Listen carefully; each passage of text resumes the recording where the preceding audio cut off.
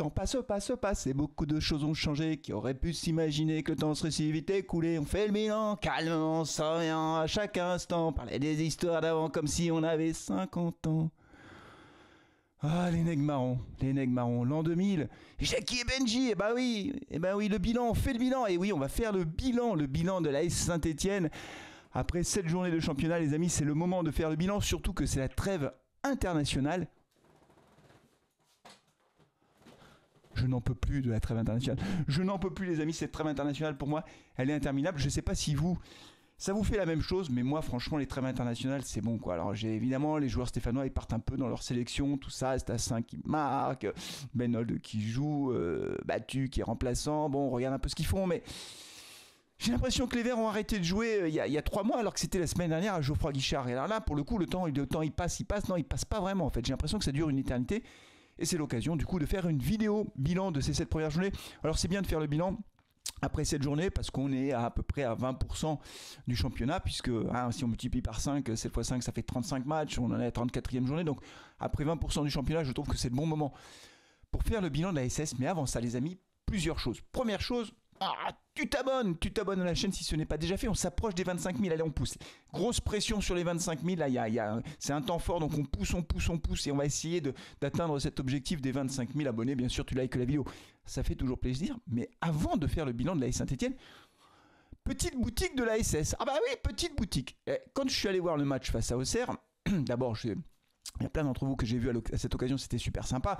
On a fait des débriefs dans le stade, c'était super sympa. Mais ce qui est super sympa aussi, c'est que j'en profite pour aller voir mon papa, pour aller voir ma famille.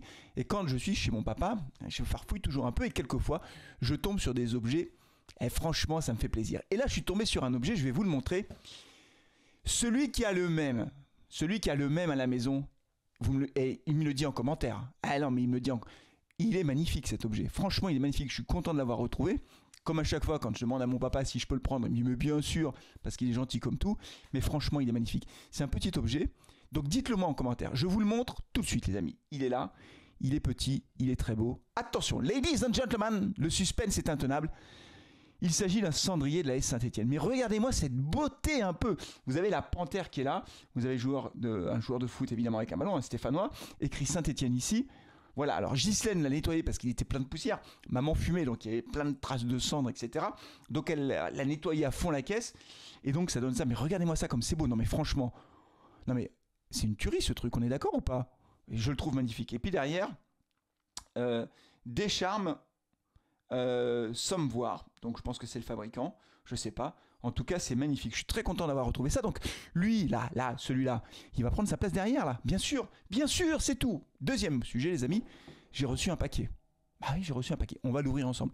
Je remercie Isabelle. C'est Isabelle qui me l'a envoyé. Je ne sais pas ce qu'il y a dedans. On va l'ouvrir ensemble. Donc pour ouvrir un paquet, j'ai besoin de quoi? Une paire de ciseaux.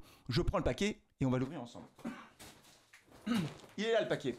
Merci Isabelle. Et Isabelle, déjà le maillot de robe c'était super. Donc là c'est bon Isabelle, plus de paquet. Merci beaucoup.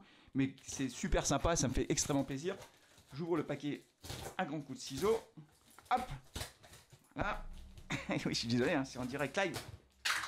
J'ai cassé le ciseau. C'est pas grave. Pour Flavien et Ghislaine. Petite enveloppe pour Flavien et Ghislaine. Je l'ouvrirai tout à l'heure.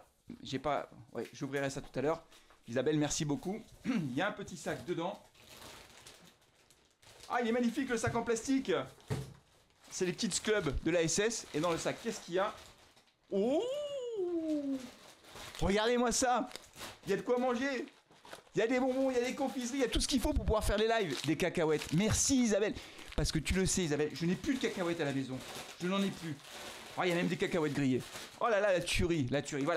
Voilà. C'est tout. Je vais pouvoir en profiter pendant les lives. Merci beaucoup. On va partager ça en famille. Merci Isabelle. Merci à toi pour l'envoi de ce colis et de ces cacahuètes. C'est tout. On va en profiter. Les amis, on passe maintenant au bilan de l'AS Saint-Étienne. Et on va commencer par le bilan chiffré. On va tout de suite aller regarder le classement de l'AS Saint-Étienne après cette journée. Nous sommes 13e au classement, donc nous ne sommes plus relégables. C'est le meilleur classement de cette saison. Il y a plein de choses à dire sur ce bilan, mais le premier renseignement, c'est qu'après cette journée, on est sorti de la zone rouge. Dernier, Angers 3 points, Montpellier 4 points. Je pense vraiment que ces deux équipes vont être en lutte pour le maintien jusqu'à la fin de saison, je pense, parce qu'elles ont beaucoup de difficultés. Toulouse est en position de barragiste avec 5 points. Après, il y a Le Havre et Auxerre 6 points. Et nous, on a 7 points. Donc, la première bonne nouvelle, c'est que nos 2 derniers matchs, le match nul à Nantes et la victoire à domicile face à Auxerre, qui du coup est derrière nous, nous a donné, ces 2 matchs nous ont donné de l'oxygène. Et donc, on est sorti de la zone de relégation. Pourquoi c'est important ? Vous le savez, parce que dès que nous, on est en situation difficile, et c'est normal, compte tenu de la taille du club, de la passion autour de ce club, il y a beaucoup de pression. Et pour les joueurs, pour le staff, pour l'entraîneur, c'est toujours plus compliqué de gérer les matchs toutes les semaines quand vous avez une pression énorme sur les épaules. Donc là, ça redonne un peu d'oxygène à Olivier Dalloglio, qui a remporté son match face à Auxerre, qui lui permet donc de sortir de cette zone rouge. Donc le classement, après honnêtement cette journée on n'en tire pas de conclusion définitive, on en tirerait des conclusions alarmantes si on était dernier à la place d'Angers. Là on n'est pas dans le ventre mou du classement parce que vous voyez pour être dans le ventre mou du classement il faudrait avoir 10 points je pense. Si on avait une victoire de plus, si on avait battu Le Havre par exemple et qu'on ait 10 points, on serait au milieu du classement. Vous avez le classement à l'écran, en tout cas une partie du classement, vous n'avez pas tout à fait tous les noms mais en tout cas vous avez une partie du classement. Si on avait 10 points on serait au milieu du classement. Là on n'est pas vraiment dans le ventre mou du classement mais on s'est sorti de la zone de relégation. Quand on regarde les buts encaissés, on a la deuxième plus mauvaise défense du championnat, 18 buts encaissés. Montpellier, hautement sympathique, a décidé d'en prendre plus que nous, 21 buts en 7 matchs, ça fait un rythme de 3 buts par match, c'est pour ça que je dis que Montpellier aura des difficultés, parce qu'ils prennent vraiment énormément de buts. Nous on en a pris 18, mais je le dis parce que en fait c'est quand même un élément important, on en a pris 12 en 2 matchs. 4 à Brest et 8 à Nice. 12 en 2 matchs. Et c'est un point sur lequel je vais revenir, puisqu'on fait le bilan, je reviendrai dessus. Ce qui veut dire que sinon on a pris 6 buts en 5 matchs. Je dis pas que c'est génial, vous voyez, je dis pas que c'est formidable de prendre 6 buts en 5 matchs, mais c'est déjà plus raisonnable. On est déjà dans une logique plus acceptable pour jouer le maintien. Donc on a l'avant-dernière défense du championnat. Et du côté de l'attaque, du coup, on a marqué 6 buts. On a marqué 6 buts, c'est pas beaucoup. On a quasiment la plus mauvaise attaque. Il n'y a que Angers qui en a marqué moins que nous avec 5 buts. Ce qui nous fait un goal average de moins 12. Bon, donc en fait... On est en dehors de la zone rouge, on n'est pas vraiment dans le ventre mou, mais ça va mieux. Et c'est là où je veux en venir, c'est qu'au fond, quand on refait le bilan de ces 7 premières journées, on a un premier match à Monaco qui n'était pas du tout catastrophique, d'autant que Monaco est quand même leader du championnat. Bon, donc c'était plutôt un bon résultat. Un bon match à Monaco, même si on a perdu. La contre-performance qui peut-être me laisse le plus de regrets, c'est la défaite à domicile face au Havre, 2-0. Ça, on n'avait pas le droit de perdre à domicile. C'est vraiment peut-être là qu'il nous manque 1 point ou 3 points en fait. Après la défaite à Brest, on en prend 4, on est passé à travers ce match. On est passé à travers le match face à Nice. Un bon match face à Lille, même si on ne s'est pas créé énormément d'occasions. Le fait qu'on batte Lille, qui est 5e, qui joue la Ligue des Champions, c'était plutôt positif. En plus, on avait fait un clean sheet. Le match nul de Nantes nous a montré qu'on avait des ressources morales nécessaires pour pouvoir revenir au score, même si un match était mal embringué. Pardon, la victoire face à Auxerre nous a fait plaisir. Ce qui est important sur la victoire face à Auxerre, et c'est un point aussi que je veux mettre en avant, c'est qu'en réalité, on a réussi à marquer des buts dans le jeu très beaux, de très très beaux buts. Le premier but, il est magnifique. C'est Mathis Amougou qui, sur le côté, porte le ballon, il essaye de percer la ligne. Il va s'appuyer sur Davitashvili qui joue avec Petro. Petro qui remet le ballon à Davitashvili. Et Davitashvili qui va marquer son premier but, une belle frappe enroulée. Le deuxième, c'est un exploit individuel de Davitashvili. Magnifique, vraiment magnifique. Quand on regarde le but, ce qu'il fait au milieu des Auxerrois, franchement, c'est remarquable. Et puis le troisième but est magnifique. Cafaro qui lance Stassin. Stassin qui lève la tête. Il remet le ballon dans l'axe pour Davitashvili qui a l'intelligence de faire une petite pichenette. Donc ces 3 buts dans le jeu sont tous très beaux et nous montrent qu'on est capable finalement de marquer des buts autrement que sur coup de pied arrêté. On avait marqué aussi un but dans le jeu face à Nantes. Mais là c'était vraiment de très très beaux buts construits. Et ça c'est plutôt encourageant. Même si... c'est Auxerre et que Auxerre, voilà, c'est pas non plus, c'est pas Monaco, c'est pas un gros calibre du championnat, donc il faut rester prudent. On n'est pas sorti d'affaire. Je note aussi quand même que depuis que Nadé a retrouvé une place de titulaire à la place d'Abdelhamid, on n'a pas perdu, on a fait 2 matchs sans défaite. Le match nul à Nantes et la victoire à domicile face à Auxerre. Je pense vraiment que du côté des recrues, on a quelques bonnes pioches. On commence à y voir plus clair sur le mercato. Je vous avais dit, on fera peut-être un bilan mercato après 10 journées de championnat. On verra si on le fait ou pas, mais on voit bien qu'Abdelhamid a perdu sa place. À mon avis, il a vraiment perdu sa place.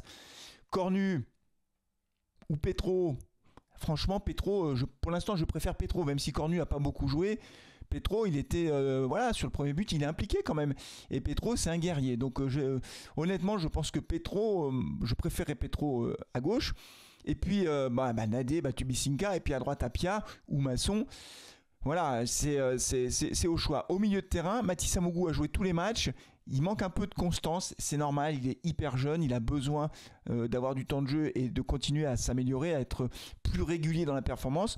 Son match face à Auxerre a été plutôt pas mal, encore une fois il est impliqué sur le premier but.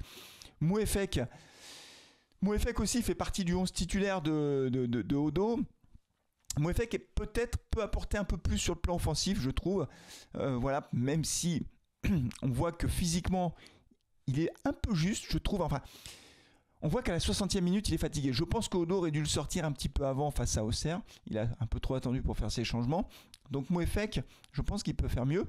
Et puis Ekwa, il va falloir qu'il confirme. Ekwa, j'ai trouvé intéressant face à Auxerre, j'avais trouvé intéressant aussi face à Lille.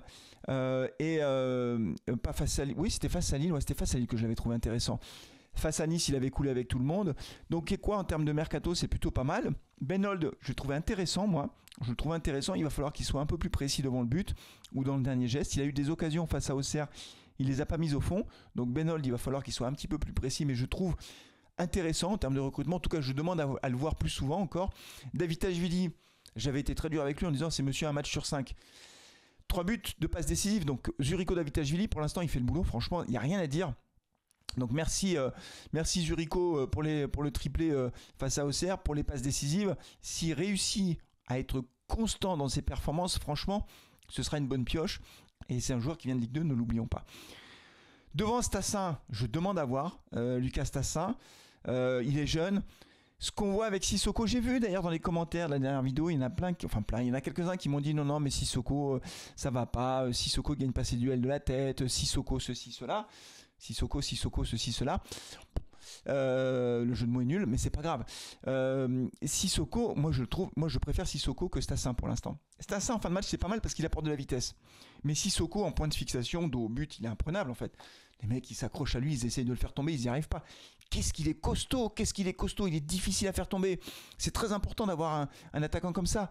Alors, il a marqué un but quand même face à Nantes. Il avait aussi marqué un but face à Monaco qui a été refusé pour un hors-jeu.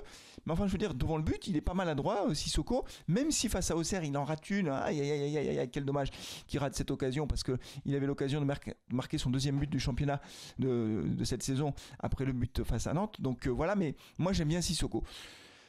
Donc voilà, pour l'instant, on s'en sort pas trop mal. On a repris de l'oxygène. Au classement, on a la possibilité de souffler un peu. On va voir ce que donne le match face à Lens. On va avoir des gros matchs qui vont arriver. Si vous voyez ce que je veux dire, il y aura le derby, etc. Là, il va falloir que mentalement on soit à la hauteur parce que c'est dans les têtes en fait que la différence va se faire. Donc, moi, je reste assez raisonnablement optimiste. Honnêtement, après la défaite à Nice, vraiment, j'étais très très inquiet. Ce que les joueurs ont montré, c'est une capacité de réaction. Donc, il faut rester prudent. Il y a encore beaucoup de boulot. On n'est pas sorti d'affaire. Mais ça va quand même un peu mieux. Ils nous ont montré quand même une force de caractère qui nous laisse espérer la possibilité d'un maintien cette saison. En tout cas, c'est l'objectif. Le maintien sans trop de difficultés, sachant qu'on va jouer un championnat à 6, pour le dire simplement. Il y aura bien sûr Angers, Montpellier, je pense Toulouse aussi, parce que Toulouse, c'est pas extraordinaire, parce qu'ils se sont affaiblis au mercato. Le Havre, Auxerre et nous, en fait, c'est un championnat 6. Dans ces 6-là, il y en a 3 qui descendront ou joueront les barrages. Je pense qu'on a la capacité à se maintenir en Ligue 1, surtout, comme je vous l'avais dit dans une autre vidéo, avec le mercato d'hiver, où on pourra se renforcer avec notre actionnaire, notre propriétaire Kilmer Group. C'est tout les amis, dites-moi ce que vous en pensez vous aussi. Quel est votre bilan pour ces 7 premiers matchs de la saison? Est-ce que vous respirez un petit peu? Moi je respire un petit peu. Et j'espère que vous aussi, parce qu'on en a besoin. Voilà les amis, on se retrouvera pour l'avant-match, pour le match face à Lens, bien entendu. On fera un carton rouge le mag aussi avec les copains, il faut qu'on le cale. L'agenda en ce moment, c'est un peu compliqué, mais on va le faire, je vous le promets. Merci beaucoup, prenez soin de vous, de vos proches, et allez les Verts, ciao.